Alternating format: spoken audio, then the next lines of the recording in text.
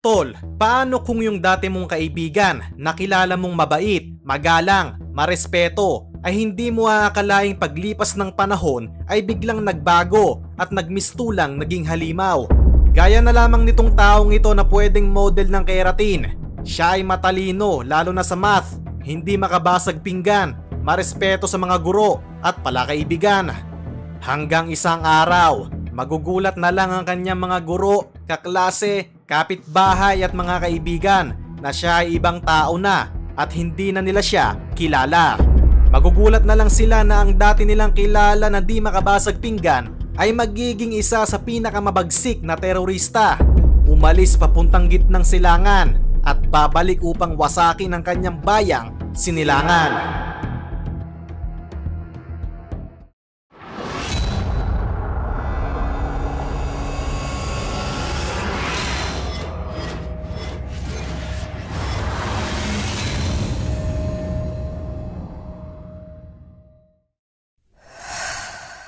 June 12, 1980, isinilang si Omar Khayyam Romato Maute na mas kilala bilang Omar Maute sa bayan ng Butig, Lanao del Sur. Lumaki siyang bahagi ng isang kilalang angkan ng mandirigmang Maranao sa naturang bayan. Ang kanyang ama na si Engineer Muhammad Kayamora Maute ay isang opisyal ng Moro Islamic Liberation Front o MILF. Samantalang ang ina niyang si Farhana Romato ay mula rin sa pamilyang may impluensya.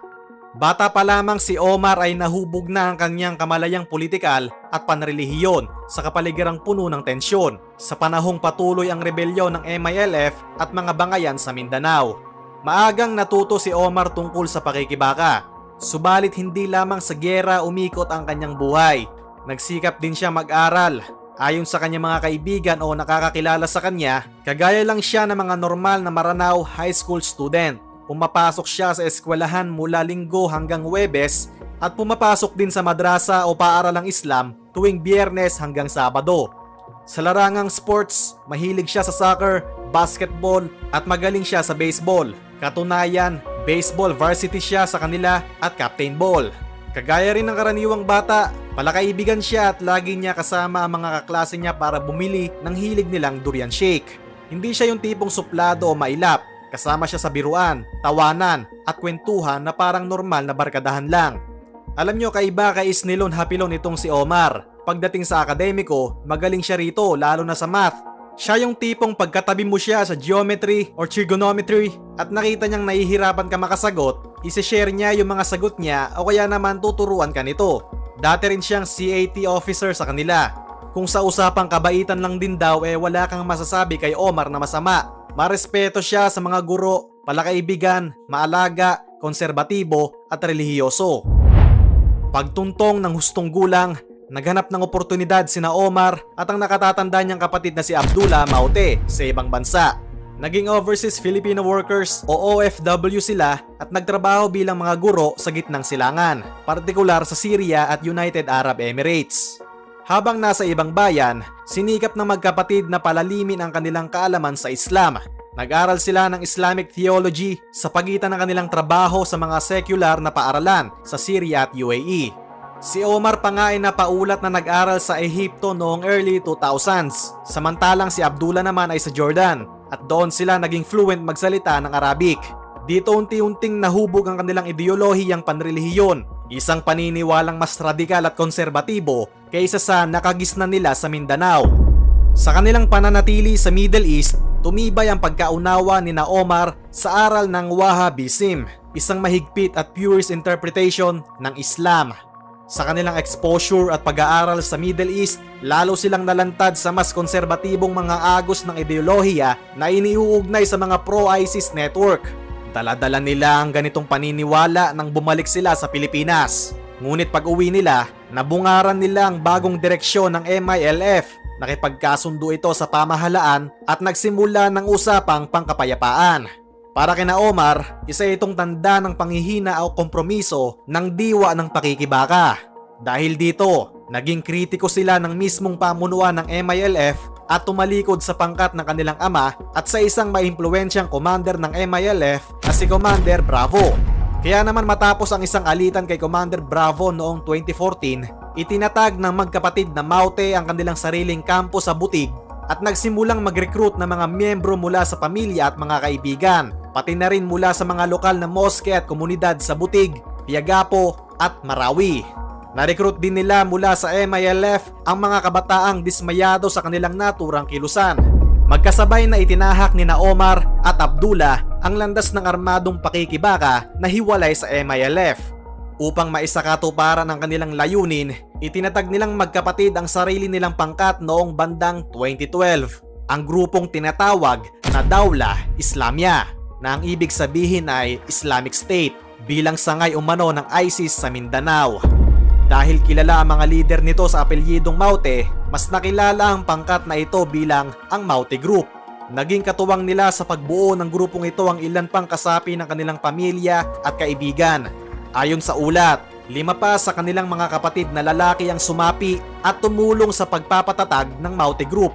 Nakipag-ugnayan din sila kay Amerin Umbra Cato, ang founder ng Bangsamoro Islamic Freedom Fighters o BIFF, na kapwa lumalaban noon sa gobyerno matapos humiwalay sa MILF.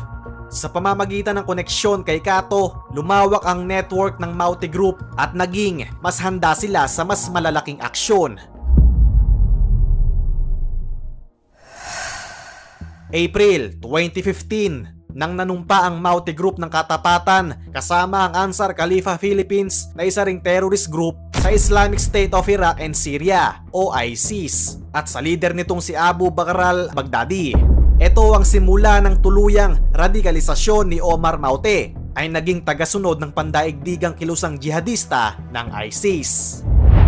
Unang narinig ang pangalan ng Maute Group sa mga liblib na lugar ng Lanao del Sur. Mula 2015 hanggang early 2017, ilang ulit na pinaulanan ng karahasan ng grupong ito ang kanilang pinagmulan sa Butig.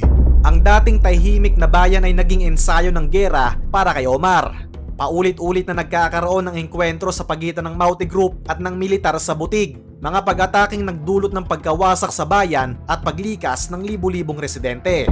Sa katunayan, itinuturing ng marami na isang baptism of fire ang unang serye ng pag-atake ng Maute Group sa Butig. Daan-daang mga pamilyang napilitang magsilikas mula sa kanilang tahanan dahil sa takot at panganib. May mga lokal na opisyal sa Maguindanao na may mga kwentong nagsasabing hindi bababa sa 10 batang recruit ng magkapatid na Maute ang sinanay sa paggawa ng mga improvised explosive device o IED ng kilalang Malaysian terrorist na si Zulkifli Binhir alias Marwan at ng kasabwat nitong si Abdul Basit Usman noong huling bahagi ng 2014. Matatandaang napatay si Marwan ng Special Action Force o SAF sa isang operasyon sa Mama Sapano noong January 2015 at si Usman ay nasawi rin kalaunan sa kamay ng MILF noong 2015. Ang pagtuturong nakuha ng Maute Group mula sa mga bihasang bomb maker na ito ay lalong nagpalakas sa kanila. Ngayon, hindi na lamang baril ang kaya nilang gamitin, kundi pati mga IED na maaari magdulot ng malawakang pinsala. Dahil dito, naging mas mapanganib ang grupong Maute at si Omar ay itinuring na isa sa pangunahing utak ng terorismo sa rehiyon. May ilang ulat din na umano'y nag-aalok ng serbisyo ang Maute Group sa ilang politiko sa Lanao del Sur. Sa mga unang malaking insidente ay naganap noong February 2016 sa isang labanan sa Butig na tumagal ng 2 linggo. 3 sundalo ang napatay habang 11 ang sugatan. At hindi bababa sa 50 miyembro ng Maute Group ang napatay din sa labanan na ito. Maugong ang balita noon na napatay si Omar Maute sa naturang engkwentro kasama ang isa pa niyang kapatid. Maging ang ilang kamag-anak nila ay kinumpirma ang ulat ng pagkamatay ni Omar at ng bunsong kapatid nilang si Mati. Subalit makalipas lamang ang ilang buwan ay napatunayang maling impormasyon ito. Buhay pa si Omar at hindi natitinag sa kanilang adhikain. Ang maling balitang yon ay nagpapakita sa kung gaano kalalim at kakomplikado ang gerang kinasangkutan ng magkapatid. Hindi agad matiyak ng militar at publiko kung buhay o patay ba ang mga pinuno ng Maute Group sa tindi ng bakbakan. Hindi naglaon, lalong nakilala ang kabagsikan ni Omar Maute sa larangan ng labanan. Ang mga turo at ideolohiyang nakamulatan niya sa Middle East ay naisakatuparan niya sa lupaing pinagmulan. Binuo niya ang isang grupong sumusunod sa istriktong interpretasyon ng Islam na malayo sa nakagawiang tradisyon ng mga Maranao, galit sa mga hindi Muslim at mala Taliban na hustisya ang ipinangalandakan ng Maute Group sa mga nasasakupan nila. Nagpatupad sila ng mga batas na batay sa kanilang radikal na paniniwala. Bawal ang anumang itinuturing nilang makasalanan o haram, at ang kaparusahan sa sumusuway ay madalas na marahas at walang awa. Napabalitang dumating pa sa puntong pinugutan nila ng ulo ang dalawa nilang bihag na sina Salvador at Jmart Janubas noong April 2016 dahil pinaghinalaan lamang na espiya ng militar ang mga ito. Ang magkapatid na Janubas ay dinukot ng Maute Group at hininga ng 5 million pesos na ransom. Ngunit nang hindi makapagbayad ang pamilya ay pinatay sila ng brutal makalipas ang isang buwan. Ang ganitong mga gawain ang nagpatampok sa Maute Group bilang isa sa pinakamababagsik at pinakamalulupit na grupo sa Mindanao. Dahil sa karahasang ipinakita ng Maute Group, marami sa mga lokal na opisyal at relihiyosong pinuno ng Muslim sa Mindanao ang lantaran silang kinondena. Ayon sa mga moderate clerics o ulama, baluktot at maling interpretasyon ng Islam ang ipinangangaral ni Omar. Wala umano ni isang talata sa Quran na naguutos ng pag-usig o pananakit sa mga hindi Muslim at salungat sa tunay na diwa ng Islam ang ginagawa ng Maute Group. Para sa mga maranaw na dati nilang kasamahan, sina Omar ay mga fanatically misguided na lason ng ideolohiya ng ISIS at handang gumamit ng pinakamalulupit na paraan upang makamit ang kanilang layunin. Sa kabila ng ganitong batikos, lalong tumapang, lalong pinanindigan at naging determinadong mandirigma si Omar para sa kanilang ideolohiya. Bawat labanan ay nagsilbing pagsubok sa kakayahan ni Omar bilang pinuno. Bukod sa mga tauhang Moro, nakahikayat din ang Maute Group ng ilang dayuhang terorista at bihasa sa labanan. November 26, 2016, muling nalagay sa balita ang Maute Group nang sandaling sakupin nila ang bayan ng Butig sa ikalawang pagkakataon at bilang ganti na rin sa militar. Noong araw na yon, hindi basta iilan lang ang sumalakay. Tinatayang 200 militante ang unang pumasok at kumilos, pero parang apoy na mabilis kumalat. Pagsapit ng ikalawang araw, umabot na raw sa humigit kumulang 300 armadong kalalakihan at may dala pang grenade launchers. Sa loob ng ilang araw, nagawang kontrolin ng mga tauhan ni Omar ang ilang bahagi ng munisipyo, kasama na ang lumang town hall ng Butig. Dito, iwinagayway nila ang itim na bandila ng ISIS sa itaas ng gusaling bayan bilang pagpapakita ng katapatan sa banyagang teroristang kilusan. Hudyat na hindi na lamang mga balitang sabi-sabi ang kaugnayan ng Maute Group sa ISIS, kundi isa na itong hayagang deklarasyon ng pagsunod sa Islamic State. Hindi lang town hall ang kinuha, inoccupy rin nila ang mosque at ang National High School na nasa loob ng town center. At para masiguradong walang makalabas-masok, isinara nila ang lahat ng kalsadang papunta sa Butig, sarado sa publiko, parang bayan na biglang kinandado. Iniulat na ang MILF ay nakikipag-coordinate sa gobyerno para tulungan ang mga evacuees o mga pamilyang tumakas dahil sa sagupaan. Pagsapit ng ikatlong araw, halos kalahatan ng 17,000 residente ng bayang Muslim majority ay na-evacuate na papunta sa mga karatig munisipyo. Gumanti ang militar sa pamamagitan ng matinding opensiba. Ginamitan ng airstrikes at artillery ang posisyon ng mga Maute sa Butig, dahilan upang umurong din ang grupo matapos ang 5 araw na labanan.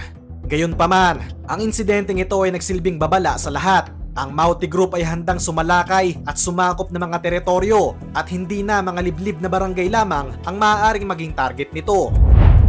Sa gitna ng lumalakas na puwersa ng Maute Group, naging mahalagang bahagi rin ng kanilang operasyon ang suporta ng pamilya ni Omar. Ang kanilang inang si Farhana Romato Maute ay tinuring na financier o tagapondo ng kanilang mga gawain.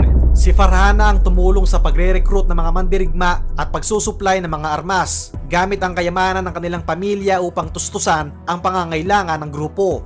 Dahil dito, si Farhana ay naging target din ng mga otoridad at nahuli noong June 2017. Makalipas ang ilang panahon noong May 2024 ay nahatulan si Farhana dahil sa terrorist financing at money laundering. Sinintensyahan siya ng pagkakakulong na 17 taon, 4 na buwan at 1 araw hanggang reklusyon perpetua. Ang ama naman ng Maute Brothers na si Kayamora ay nahuli rin ng militar sa parehong buwan pero kalaunay namatay din dahil sa hirap sa paghinga nakalipas ang 2 buwan. Sa paglipas ng panahon, lumawak ang pangarap ni Omar. Hindi na sapat ang maghasik ng dahas sa maliit na bayan. Nais nilang itatag ang tinatawag na wilayat o probinsya ng ISIS sa Mindanao. Upang maisakatuparan ito, nakipagsanib puwersa si Omar at Abdullah sa isa pang kilabot na terorista sa timog, si Isnilon Hapilon. Pinuno ng bandidong grupong Abu Sayyaf Basilan Faction. Si Hapilon ay itinalaga ng ISIS bilang emir o pinuno ng Islamic State sa buong silangang Asya, kaya't naging mabigat na kakampi siya ng mga Maute. Pinag-isa ng dalawang panig ang kanilang puwersa at plano. Dito nabuo ang balak na sakupin ang Marawi City, ang kabiserang lungsod ng Lanao del Sur, bilang sentro ng ipoproklama nilang Islamic State. May 23, 2017, nilusob ng Maute Group sa pamumuno ni Omar at Abdullah Maute ang Marawi City. Nagsimula ang kaguluhan nang tangkaing arestuhin si Isnilon Hapilon ng AFP at PNP.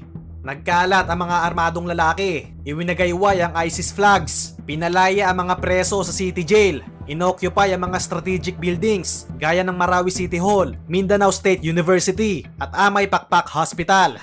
Sinunog din nila ang mga simbahan ng mga Kristiyano, pati ang mga eskwelahan, kasama ang Dansalan College, ang alma mater ni Omar Maute. May mga sibilyang pinatay at may mga binihag kabilang si Father Chito Suganob at mga guro at estudyante. Dahil sa mabilis na paglala ng sitwasyon, nagdeklara si Pangulong Duterte ng martial law sa buong Mindanao noong araw ding yun. Nagkaroon ng curfew at checkpoints at nagpadala ng dagdag tropa ang gobyerno.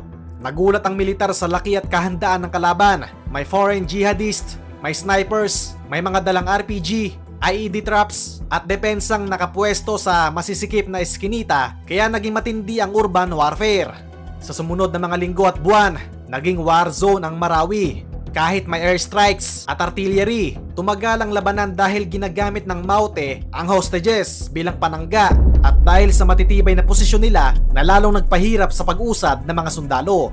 Ilang beses na rin nagtangkang ihayag ng militar na napatay na ang magkapatid na Maute sa gitna ng sagupaan, gaya noong June 2017. Iniulat ng army na napatay na umano sina Omar at Abdullah sa isang engkwentro. Subalit muli, napatunayan itong maling akala dahil buhay pa rin ang dalawa at patuloy na nakikipaglaban. June 9, 2017, nahuli sa pagtatangkang tumakas ang ina nilang si Farhana Maute sa Lanao del Sur. Naaresto rin ang kanilang ama na si Kayamora Maute sa Davao City makalipas ang isang araw. Ngunit dahil sa katandaan at karamdaman ay binawian ito ng buhay sa kulungan noong August 2017. Samantala, isa-isa ring napatay sa labanan ang mga kapatid ni Omar. Napatay si Abdullah noong August 2017, pati ang iba pa nilang mga kapatid gaya ni Madi. Sa kabuuan, 7 silang magkakapatid na lalaki at ayon sa AFP, 6 sa kanila ang napatay sa iba't ibang pagkakataon sa loob ng sigalot sa Marawi. Kaya ngayon, si Omar na lang ang natitirang Maute brother na pangunahing lumalaban. Umabot ng 5 buwan ang bangungot ng Marawi. Halos araw-araw sa loob ng 147 days na yon ay tumitindi ang labanan. Ang dating masiglang lungsod ay naging guho at abo. Winasak ng walang humpay na airstrikes at artillery ang mga gusali at tahanan, at ang mga minsang mataong komunidad ay naging ghost town. Mahigit 1,000 ang nasawi sa magkabilang panig at sa hanay ng mga sibilyan, at mahigit 600,000 residents ang nawala ng tirahan at napilitang lumikas upang takasan ang karahasan. Gayunpaman, sa kabila ng matinding pinsala, unti-unti na ring nakakalamang ang puwersa ng pamahalaan at pagsapit ng Oktubre, naiipit na ang mga natitirang terorista. October 16, 2017, madaling araw sa isang operasyon ng Philippine Army, nagtangkang tumakas sina Omar Maute at Isnilon Hapilon papunta sa isang pantalan mula sa umiinit na bakbakan habang bitbit ang ilang natitirang bihag bilang panangga. Subalit nakaabang na ang mga piling sniper ng Philippine Army. Tumama ang putok ng sniper kay Omar, tinamaan siya ng diretsyo sa ulo habang tumatakbo.